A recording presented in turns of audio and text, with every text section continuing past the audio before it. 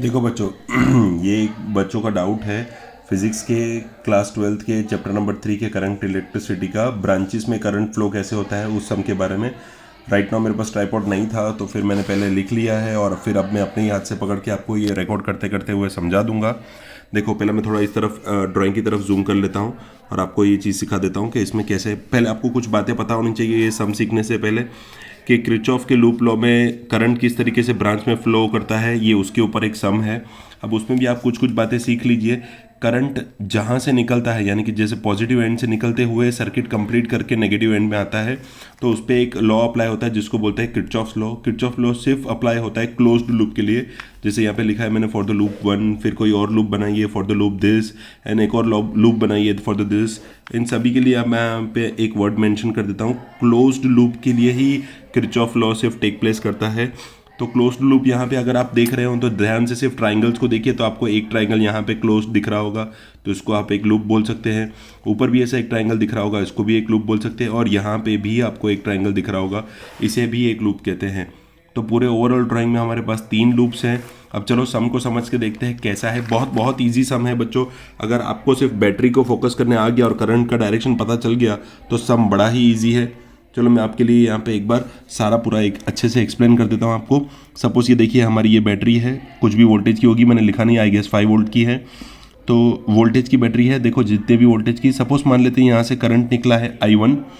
Suppose यहाँ से current I1 निकला है तो जैसे ही वो इस जंक्शन पे पहुँचता है, ए जंक्शन पे, तो इस करंट के पास पास होने के लिए दो डायरेक्शन है। Either it can go this direction, either it can go this direction. तो अभी हम मान के चलते हैं कि वो उसने इस डायरेक्शन में यानी कि ये ब्रांच की तरफ बढ़ना शुरू किया, यानी कि ब्रांच AB की तरफ। यहाँ से ओरिजिन हुआ उसका, यहाँ तक आया जंक्शन तक। अब इसके पास 2 तरीके हैं जाने के। मान लेते हैं कि पहले वो यहाँ गया। अब टोटल करंट आपके पास था I1, उसमें से इस तरफ AB ब्रांच की साइड आपने I2 करंट को तो भेज दिया। तो अब बचा ही क्या आपके पास ID के पास भेजने के लिए कि टोटल मेरे पास सर I1 था, उसमें से I2 तो मैं यहाँ भेज चुका हूँ। तो मेरे पास करंट AD ब्रांच में भेजने के लिए बचा है कितना, टोटल I1 माइनस जितना मैं भेज चुका हूँ इधर, दैट इज I2। इतना आपको ये करंट बच गया। सिमिलरली हर जगह पे आपको ऐसा देखने को मिलेगा। सिमिलरली यहाँ से देखिए आप, सपोज यहाँ पे एक और बैटरी लगाई है हमने, तो इसका यहाँ से मान लेते हैं करंट आ रहा है I3। तो I3 भी यहाँ पे जंक्शन पे आया। अब इसके पास 2 पाथ्स हैं, ऐसे और ऐसे, पर यहाँ से तो ऑलरेडी एक करंट आ रहा है I2। So I3 travels this way.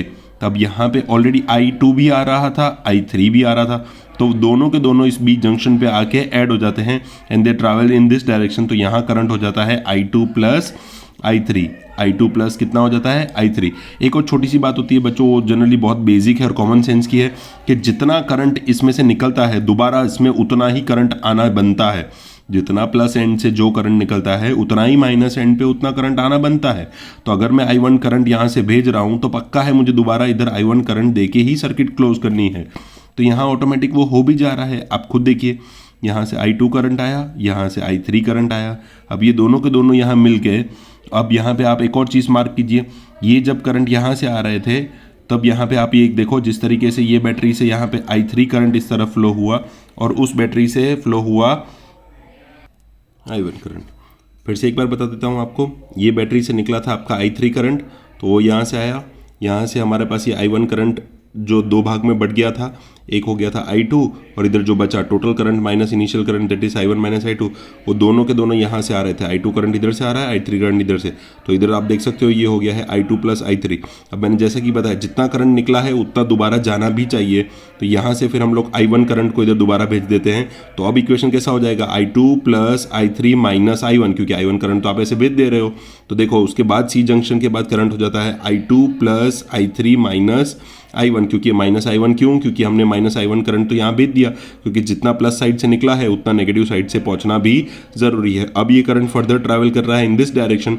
तो आप देख सकते हो यहाँ से ऑलरेडी कौन सा करंट आ रहा था, वही करंट के इनिशियल I1 निकला था, उसमें से I2 माइनस कर चुके थे, तो I1 माइनस I2 करंट यहाँ से फ्लो कर रहा है। अब इसको अगर आप इसके साथ ऐड करके देखो, क्योंकि दोनों के दोनों एक ही जंक्शन पे आके मिल रहे हैं, डी जंक्शन पे, तो आप खुद देख सकते हो minus I1 plus I1 cancel out, plus I2 minus I2 cancel out, बच क्या गया I3 करंट। तो वही I3 करंट इधर ट्रैवल करेगा। देखो वो बात इधर के लिए भी ट्रू हो गई कि प्लस साइड से निकला था I3 करंट, तो माइनस साइड भी I3 करंट आना बनता है।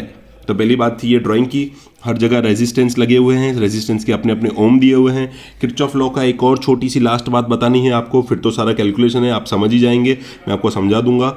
एक किरचॉफ लॉ की आपको ये बात बतानी है, अगर डायरेक्शन और पाथ ऑफ ट्रैवलिंग, करंट का डायरेक्शन और पाथ ऑफ ट्रैवलिंग सेम होता है तो हम साइन नेगेटिव चूज करते हैं, और अगर डायरेक्शन और करंट का पाथ दोनों अलग होता है तो हम डायरेक्शन प्लस चूज करते हैं। जैसे कि देख लेते हैं यहाँ पे, सबसे पहले हमने यहाँ से बिगिन किया है, तो सबसे पहले हम यहाँ पे अगर इसको देखें I1 माइनस I2 करंट, देखो करंट का डायरेक्शन इस तरफ है, हमारा लूप भी कुछ इस तरीके से। पहले मैं ये लूप कंसिडर करता हूँ, नीचे की जो ट्राइंगल दिख रही है आपको, क्या दिख रहा है, ADCA, तो देखो मैंने यहाँ लिख दिया है ADCA। पहला करंट कौन है, I1 माइनस I2, कितने ओम का रेजिस्टेंस है, 4, तो यहाँ लगा दो 4, I1 माइनस I2। अब देखो करंट का भी डायरेक्शन यही है, रेजिस्टेंस का और हमारा पाथ का डायरेक्शन भी यही है, तो हम अप्लाई करेंगे माइनस। फिर इधर से देखो कि करंट का डायरेक्शन देखो सामने से आ रहा है और हम तो ऐसे जा रहे हैं, हम यहाँ से आए, अब हम ऐसे जा रहे हैं, हमारा पाथ ये है, लेकिन करंट का डायरेक्शन देखो उल्टा है, तो हम पॉजिटिव लेंगे। देखो हमने पॉजिटिव ले लिया। यहाँ पे रेजिस्टेंस है 2 ओम का, तो मैं 2 ओम लिख देता हूँ, बाकी ये जितना भी करंट है उस करंट को मेंशन कर दिया।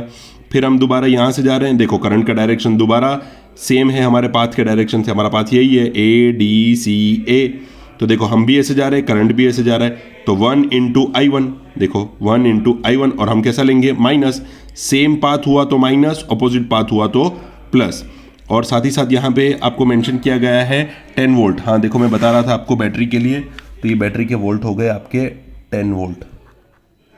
कि अगर हमारे पॉजिटिव साइड से करंट निकलता है, बैटरी के पॉजिटिव साइड से करंट निकलता है तो हम उसको प्लस लेते हैं, तो ये रहा प्लस 10 वोल्ट। अब इस इक्वेशन को आप पूरी तरीके से जब सॉल्व करेंगे तो आपको एक ऐसा इक्वेशन मिलेगा। सेम प्रोसीजर आपको इसके लिए रिपीट करना है, मैंने लिखा है similarly for the other loop ABCA। इसमें भी आपको देखना है, देखो I2 करंट फ्लो कर रहा है और पाथ भी यही है, देखो तो यहाँ पे 4 है, तो मैंने यहाँ पे -4 लिखा है, देखो -4 इंटू I2। फिर उसके बाद आपके पास आता है ये 2 एम्पियर वाला, देखो आपका पाथ भी यही है, करंट भी ये दोबारा माइनस आएगा, तो -2 इंटू ये वाला करंट। फिर आप कैसे जा रहे हो, फिर आप ऐसे जा रहे हो, फिर किस तरीके से जा रहे हो, यहाँ से I2 इंटू क्या कर चुके हैं अभी तक हम, I2 प्लस I3, ये रहा 2 इंटू I2 प्लस I3।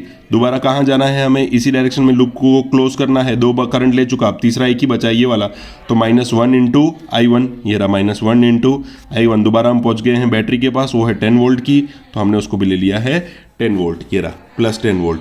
फिर वो इक्वेशन के उस तरफ जाके हो जाता है माइनस, इस सारे को सॉल्व कर लेते हैं तो आ जाता है ये इक्वेशन। सिमिलरली आपको ये लूप लेनी है अब BCDEB,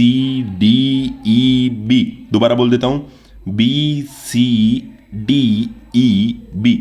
तब भी आपको ये सारा प्रोसीजर सेम रिपीट करना है। नाउ यू हैव 3 इक्वेशन, अब तो नॉर्मल मैथ्स ही है, बस एक बार बता देने की ज़रूरत है कि आपको ऐड कर देना है इक्वेशन 1 और 2, आपको I1 की वैल्यू मिलेगी। फिर अब जैसे ये नॉर्मल एलिमिनेशन करते थे स्टैंडर्ड 10th के टाइम से, कि एक वैल्यू है उसको दूसरे इक्वेशन जैसी बनानी है, सपोज मुझे इस 4 को इस 4 जैसा बना के उसको एलिमिनेट करना है, तो यहाँ पे एक इक्वेशन को किसी नंबर से मल्टीप्लाई कर देते हैं, फिलहाल मैं 2 से मल्टीप्लाई कर रहा हूँ, फिलहाल मैं इक्वेशन नंबर 1 को 2 से मल्टीप्लाई कर रहा हूँ ताकि ये 2 2 बन जाएगा 4, फिर वो 4I3 और ये 4I3 कैंसिल आउट हो जाएंगे। यहाँ पे मैंने लिख के रखा है इक्वेशन 1 को 2 से मल्टीप्लाई करो एंड देन ऐड कर दो 3 से, तब आपको एक ऐसा इक्वेशन मिलेगा, उसके अंदर ये I1 की वैल्यू डाल दो। देखो जहाँ मुझे I1 दिख रहा है मैंने I1 की वैल्यू पुट कर दी उसके अंदर, मुझे मिल गया I2, now I1 also, now I have I2 also. ये दोनों वैल्यूज़ को उठा के आप ये इक्वेशन नंबर 1 में रखो, ज़रूरी नहीं 1 में रखो, किसी में भी रख सकते हो, मैंने उसको 1 में रखा है तो मुझे I3 भी मिल गया।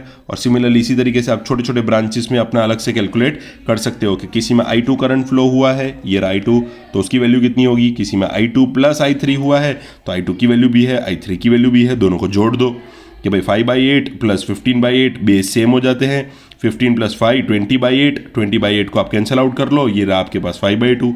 सिमिलरली सारे ब्रांचेस पे आप इंडिविजुअली करंट कितना है वो कैलकुलेट कर सकते हैं। Thank you.